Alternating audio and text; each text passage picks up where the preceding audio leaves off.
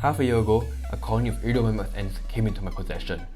They grew from a small humble colony to a colony consisting of thousands of workers. In this video, I'm going to give this colony a new home. Will they enjoy the Formicarium? Watch to the end to find out.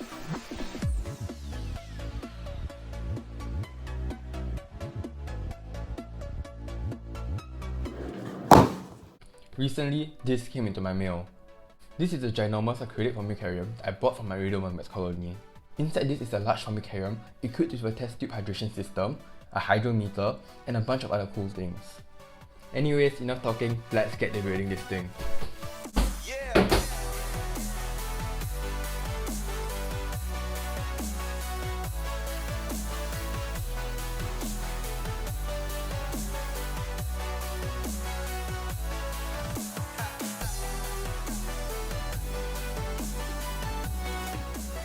And I'm finally done rebuilding this Formicarium. I actually wanted to do a time lapse, but my tripod broke a few days ago. And I actually had to redo the building process a few times because I missed some pieces inside the Formicarium. And before you make fun of me for that, there was no instruction manual for this Formicarium. And now comes the fun part, decoration. I decided that I'll keep the base of this Formicarium bare to keep the clean setup theme.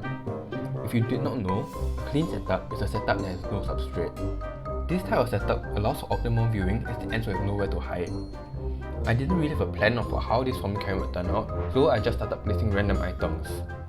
First, I placed this piece of driftwood to cover the large midsection of the Formicarium. Next, I added some fake plants at the back corner as decoration along with some rocks to hold it down. I also decided to add a few more rocks on the right side of the Formicarium for even more colour. Lastly, I added a water dispenser and a container lid which I will be using as a feeding dish.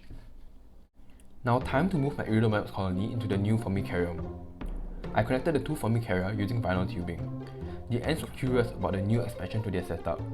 They cautiously examined the vinyl tubing centimeter by centimeter.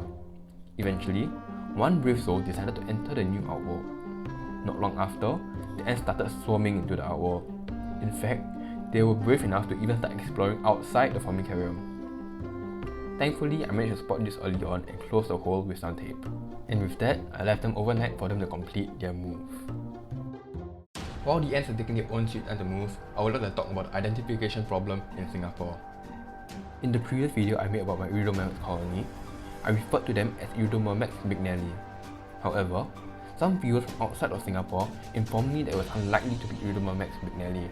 So, how did this identification error come about? And most importantly, why do almost all ant keepers in Singapore refer to them as Iridomyrmex bignelli? It all comes down to the lack of scientific knowledge in Singapore. A large number of ant species are not identified in Singapore. For example, this ant, which is very obviously Meranopus bicolor, is not listed in web.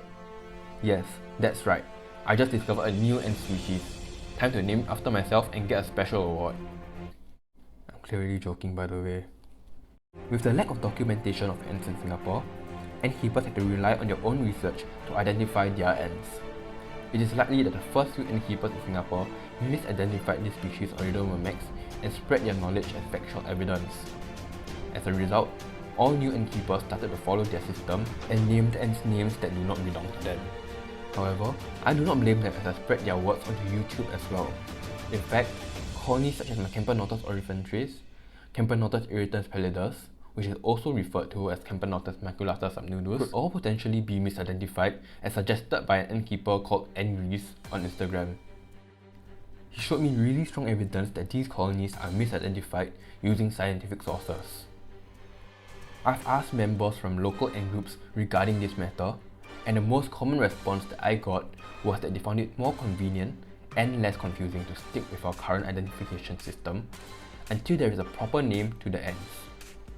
I agree with this response, and it's definitely really confusing if you all just went around referring to multiple species of Campernotus as just Campernotus. It's almost going to be like calling ants by their colour. Like, imagine this scenario. Hey look, I caught a black ant queen. Wouldn't that just be very confusing?